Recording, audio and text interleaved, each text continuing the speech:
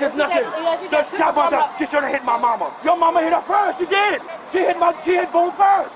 Why would you give your daughter a gun? That girl shot my, that girl cold-hearted. That little girl's a monster. Do you need anything else? No. Okay. Okay, I will tell him all about the dogs and everything. So there's a cruiser behind this white car. Okay.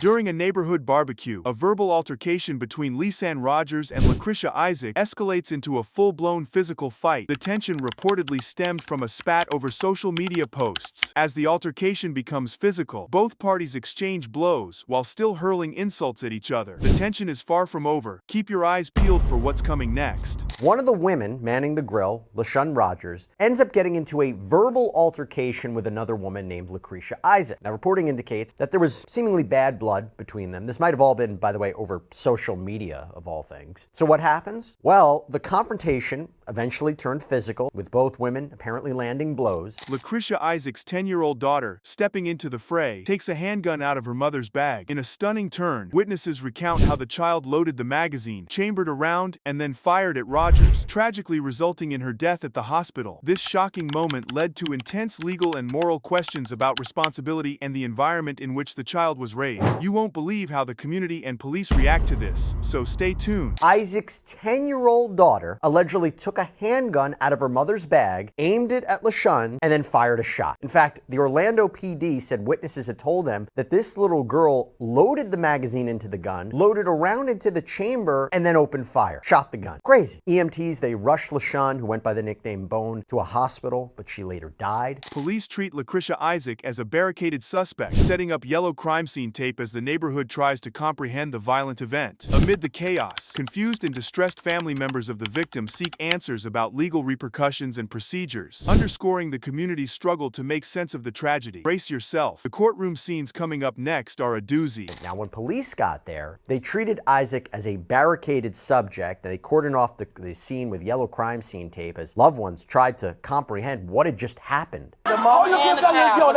How you get your daughter a gun? You did that. Yeah. And she just, like it's nothing. She just shot my dog. She should have hit my mama. Your mama hit her first. She did. She hit Boone first. Why would you give your daughter a gun? That girl shot my, that girl cold-hearted. That little girl's a monster. Eventually, multiple officers approach the apartment door. They ask for Isaac and her daughter to come out. The Orlando Police Department, you're inside. Come out with your hands up. Do it now. Lucretia Isaac enters a plea of no contest to manslaughter and culpable negligence for leaving a firearm accessible to a minor. Against a backdrop of potential long-term imprisonment, she is sentenced to 5 years in prison followed by probation, which includes a mandatory parenting class. As Lean's family members pour out their grief and victim impact statements, the emotional toll of the incident is palpable. But wait, there's more. Watch how the aftermath unfolds. Lucretia Isaac entered a plea of no contest on the charges of manslaughter and culpable negligence by storing or leaving a loaded firearm within reach of a minor. She had faced a possible 15-year prison sentence, but took a plea deal that was offered by prosecutors, and Isaac was sentenced officially on June 21st. As to count 1, the court will adjudicate you guilty, sentence you to 5 years in the Department of Corrections, followed by 3 years of probation, and you are to undertake a 4-hour parenting class as a condition of probation. 2 years after the shocking event, while Isaac starts her prison sentence, her daughter remains in juvenile detention, reflecting the profound legal and social implications of the incident. The community and the victim's family express their dissatisfaction with the justice system, stressing the depth of their grief and the troubling implications of firearm accessibility and parental responsibility. This concludes our deep dive into this heart-rending story, but the ripple effects will surely be felt for some time. Isaac teared up as LaShun's family members gave their victim impact statements. I don't care the amount of years that was given or could have been given. Time could never replace what was taken from us. Lucretia, my whole world just fell apart when you and your daughter committed this senseless act. God is the final judge. Outside the courthouse, more family members spoke with local media outlets saying they're not happy with this 5-year sentence. No justice, nothing being done. 5 years, that's it, to take a life. And as for Isaac's daughter, who is now 12 years old, she is still reportedly in juvenile detention, but the state attorney's office said they wouldn't comment on a case involving involving a minor. Can you handle this? The episode kicks off with a mind-bending twist. A 16-year-old girl named Julia Egler dials 911 in a panic, reporting a violent home invasion that tragically left her mother, Helly McCollum, and her mother's boyfriend, Matthew Schrock, dead. But here's the kicker. Police suspect Julia herself is the murderer. Just when you think you've seen it all, this story takes it up a notch.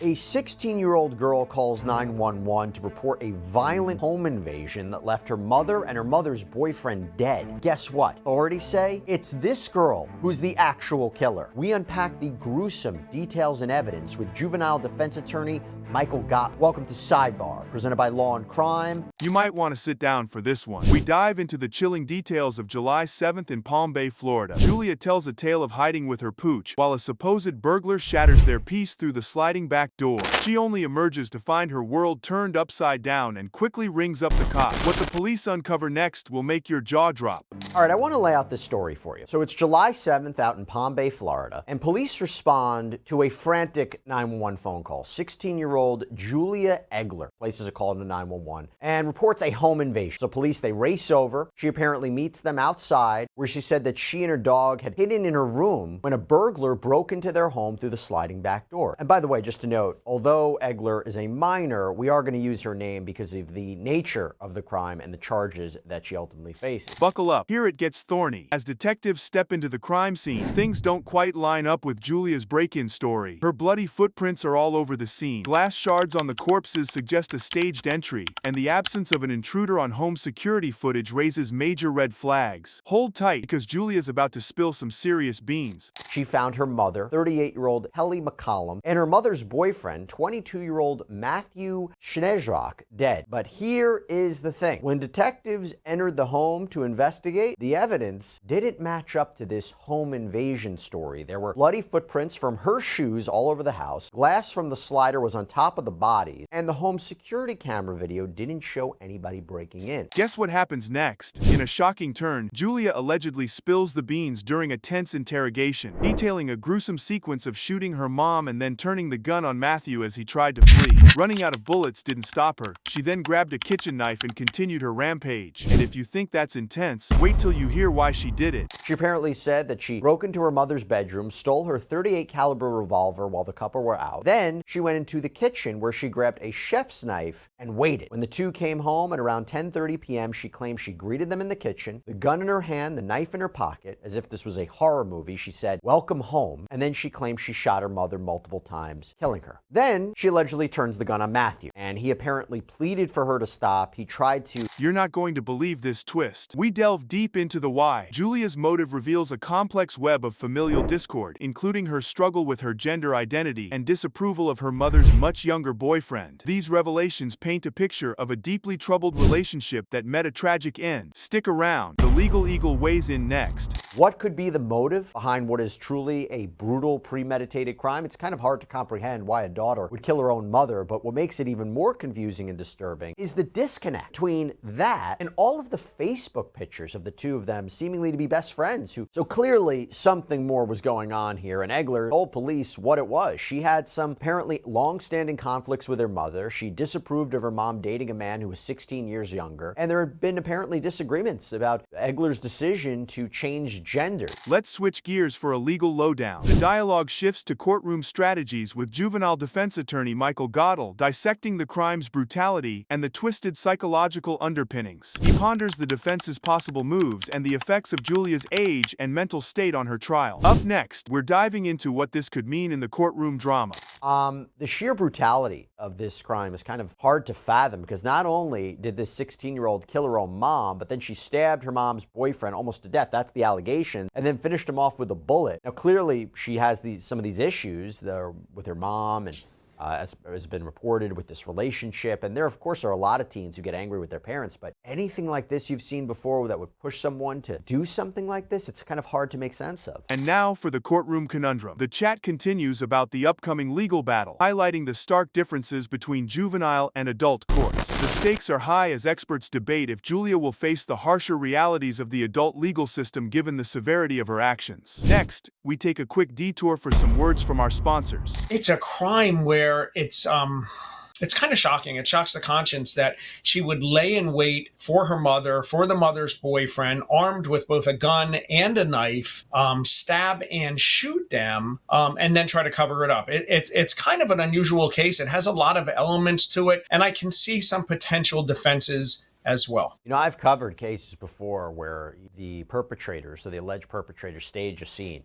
Time for a quick breather with some sponsor love. Amid the dark narrative, we pause to appreciate the cleaner, greener things in life with a nod to our sponsors. They're all about ditching the single-use plastics and keeping things sparkling clean. Refreshed? Good, because we're about to plunge back into the thick of legal theories. Hey, I want to take a sidebar from Sidebar to thank one of our incredible sponsors who helps make this show happen, Blueland. Now, we are in this new culture where we're finally recognizing how important it is to eat clean, to use clean products, because new studies are telling us we're finding out some alarming things. Like apparently we're eating and drinking roughly a credit card's worth of plastic a week. How disgusting is that? Well, that is why I'm so excited to talk to you about Blueland. And here's the thing. I was using Blueland even before they become a sponsor. That's how much I believe in what they're doing. Their whole goal is to eliminate single-use plastic. Ready for another curveball? As we circle back to the gritty details of the case, we explore potential mental health defenses and the impact of public perception versus private realities, especially in the age of social media. The insights here might just change how you see the whole scenario. Next up, we dissect Julia's unnervingly calm confession. In your practice, do you generally see people of this age who commit horrific crimes confess to this? I mean, do you see it generally more with younger people than you do with adults? You know, it really depends. I mean, sometimes it depends on what they're looking for. Sometimes kids who commit these crimes want to be known, want to be famous, and so they're going to confess because it gets it out there. We've seen that happen before. Also, I think when you murder your mother... Think that was intense? Hold on to your coffee. We wrap up with a broader look at the implications of such heinous crimes in society, pondering if this is a growing trend or just a horrific coincidence. The discussion rounds off with upcoming legal proceedings and what this could mean for Julia's future. Thanks for sticking with us, and don't forget to tune in next time for more twists and turns. And by the way, my understanding is, unfortunately, this is actually the second incident in Palm Bay in a week in which a child shot and killed a parent. Becoming more common, or is this something we've seen for years, and these are just, fortunately, two incidents that happened kind of back to back? It gives young, impressionable minds an idea. Oh, well, if this person did it, maybe I can do it. Maybe I can get away with it. You know, so it's hard to say yet. Two is not necessarily a trend. But it is troubling, and I think it's something that we need to address in the community with kids today and how they deal with their issues. Well, we know that 16-year-old Julia Egler is currently being held in custody at the Juvenile Detention Center, and there's a delinquency hearing that's scheduled for later this month. An Ohio man breaks down sobbing as he is arrested and charged with assaulting and endangering the children his parents adopted. The scene captures the man's emotional breakdown, illustrating the gravity of the charges he faces. This moment is pivotal as it sets the tone for the severity and emotional depth of the case. An Ohio man breaks down sobbing as he's arrested and charged with assaulting and endangering the children his parents adopted. Just get us back. Can we roll down the window so you can get some air? Yes, please. Okay. Sheriff's body cameras capture the arrest of his stepmother, who was charged days earlier. The video discusses the new charges the Edmondsons are facing, stemming from allegations of severe child violence in Ohio. This segment introduces the broader scope of the criminal charges and the family's involvement in the violence. Sheriff's body cameras were recording when his stepmother was arrested days earlier. I take a look at the new charges the Edmondsons are facing out of Ohio. Matthew and Charles Edmondson were charged last month with 5 counts of child endangering, with allegations that they tortured the 5 adopted children. 3 of these children were triplets, who, along with their siblings, were treated worse than prisoners of war. This part of the video emphasizes the extent of the violence and the conditions under which the children lived. Matthew and Charles Edmondson were charged last month with 5 counts of child endangering. The prosecutor had said they tortured the 5 children they adopted. 3 of the children were triplets. The prosecutor says the children were treated worse than prisoners of war at the house east of Cincinnati.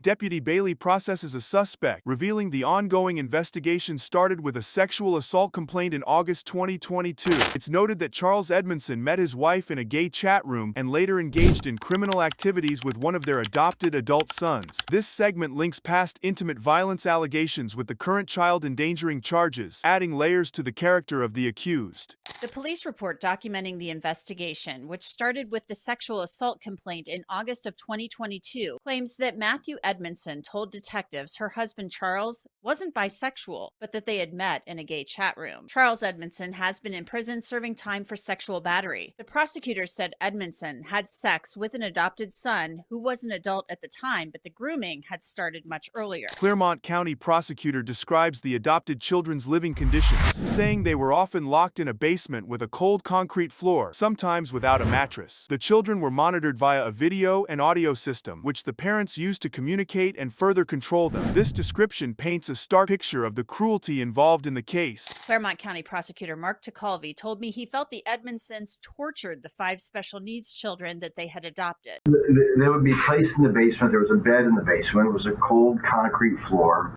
Sometimes there would be a mattress on this one bed, often not. These defendants had installed video monitoring system and audio so they could communicate back and forth with these children. They would be punished. They would be.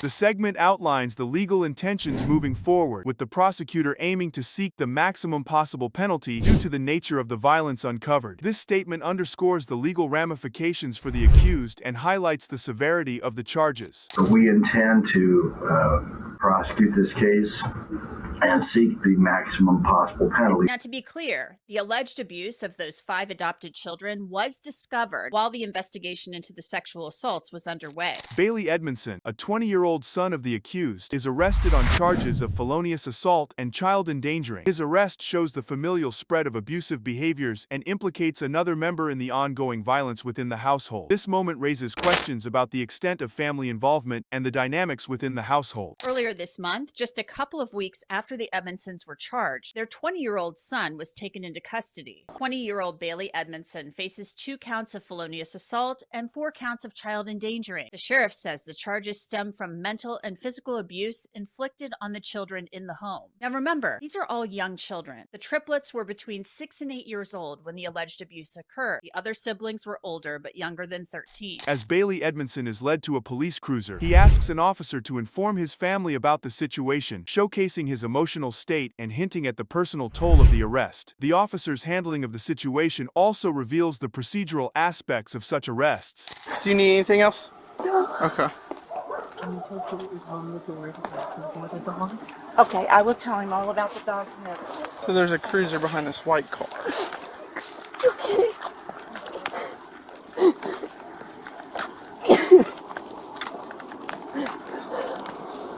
Julie, can you tell? Sorry. You're fine. I'll call your grandpa. Can you tell her? I will. I will, sweetie. Detective Troy Looney discusses the complexity of the case, indicating that such investigations often lead to uncovering multiple layers of crimes beyond the initial scope. This insight into investigative processes shows how complex and intertwined criminal activities can be, especially in cases involving violence and neglect. I want to bring in Detective Troy Looney of the Akron Police Department. Troy, talk to me a little bit about your thoughts on this case. Yes, so my understanding of the abuse and nature of the case, obviously it's terrible, and I understand that the children are now in protective custody, but Yes. this took place, I guess, as of several months now. Also, it sounds like there was some opposition to them being placed there originally. Strap in for this wild ride. The episode kicks off with a jaw-dropping, tragic tale from Tennessee, where a rookie deputy, in his first-ever arrest, takes a catastrophic detour off the road and straight into a river. This disastrous event results in the deaths of both the deputy and the handcuffed suspect in the back of his car. Brace yourself, because the details coming up add even more layers to this already complex story. A terrifying and sad story out of Tennessee. A deputy making his first arrest goes off the road straight into a river, killing himself and the suspect handcuffed in the back. We're taking a closer look at the circumstances and who the victims were with Brookford, North Carolina Police Chief Will Armstrong. Here's where things get get even more gripping. The deputy, identified as Robert R.J. Leonard, a 35-year-old father of 5, had only recently seen his dream of becoming a police officer come true. The suspect trapped in the back seat was Tabitha Smith, a mother of 2 struggling with drug addiction and trying to turn her life around. The reasons behind her arrest remain shrouded in mystery. But wait, there's more. The plot thickens as we dive into the events of that fateful night. This 35-year-old rookie cop, he had just achieved his dream of becoming a police officer, and now he was found dead near his patrol car in the Tennessee River in the Birchwood area just after making his first arrest. The suspect that he had arrested was handcuffed and essentially trapped in the back of the car, submerged in the water. She's dead as well. Robert R.J. Leonard, a father of 5, had graduated from the academy in December. He took a position with the Meigs County Sheriff's Office as a deputy. Get ready for a turn of events that's hard to fathom. Attorney General Russell Johnson lays out the sequence that led to this nightmare. Deputy Leonard, fresh off making his first arrest, was transporting the suspect to jail when distractions from texting and spotty cellular service led to a critical lapse in communication with dispatch. This oversight ominously hinted at the chaos to follow. Keep watching. The discovery of the scene is just around the corner. Here's Attorney General Russell Johnson explaining how before he disappeared, Leonard responded to a scene to make that first arrest and how he ultimately didn't check in. What we know is that he arrived on the scene at 9:48 p.m. on Wednesday evening, and he indicated that he was on scene. 3 minutes later at 9:51, he indicated 10:15 that he was en route with a subject back to the Meigs County Jail. It's my understanding from this area there's various ways you can get back. You won't believe what they found next. Rescue teams discovered Leonard's patrol car submerged in the murky depths of the Tennessee River at an old ferry ramp, a popular local spot for launching boats. Inside the car, Tabitha Smith remained handcuffed, tragically unable to escape, leading to her drowning. The aftermath is just as poignant, so stay tuned for the emotional responses that ripple through the community. Through his cell phone, authorities were able to track Leonard down by the river, and then these search teams, they end up finding his patrol car submerged in the water at the end of this old ferry ramp. It's our understanding it had been used in the last few decades by locals as a place to put boats into the Tennessee River. And the person that Deputy Leonard arrested, identified as mother of 2 Tabitha Smith, was still handcuffed inside, essentially trapped in the back. Reports indicate that she was covered in mud when she was found in the water. Her family says that she had been battling drug addiction but was trying to turn her life around. It's unclear exactly why she was taken into custody. Will. The ripple effects are palpable. At a somber news conference, the sheriff and Leonard's colleagues expressed their profound sorrow. Despite being a rookie, Leonard had quickly woven himself into the fabric of their tight-knit law enforcement family. The community's profound sense of loss reflects the inherent risks and tight bonds within the law enforcement profession. But the story doesn't end here. Up next are the intriguing theories about what exactly went wrong. And at the news conference, before Leonard's body was ultimately located, the sheriff was quite emotional. Deputy Leonard had been on the force about 2 months. He graduated just out of the academy and got his training. We put him on a night shift, and he was doing a pretty good job. He was doing a real good job. And it's just, I don't know. It's just hard when the department is just like a family, and we just. Hold on, the speculations will make you pause and think. Authorities believe the accident may have resulted from Leonard missing a crucial turn due to his unfamiliarity with the treacherous rural area and being distracted by his phone. The presence of skid marks indicated his desperate last-moment attempt to avert disaster. The insights continue to unfold, shedding light on the tragic events. It's not as easy as it seems to be, so and he was new to the area, is my understanding. Let's talk about that, because the area that Deputy Leonard was driving is considered dangerous if you're not familiar with it. Especially, it's rural, it's dark, it has these sharp curves. The boat ramp is near where one would turn to take the bridge across the river. So it is possible that maybe Leonard turned too soon. It's also possible that he could have been distracted. As we wrap up, take a moment to reflect on what's been shared. The episode closes with a discussion on the critical need for law enforcement to prioritize driving over handling electronic devices, highlighting the broader issues of safety and responsibility. The tragedy not only underscores the human aspects of law enforcement, but also casts a spotlight on the unforeseen perils of the job. Remember, the impact of this story goes far beyond the immediate drama. It's a stark reminder of the realities faced by those who serve and protect. If there was a text message open, it can tell you if there was something that had happened. So they're going to likely be able to piece together exactly what happened with time.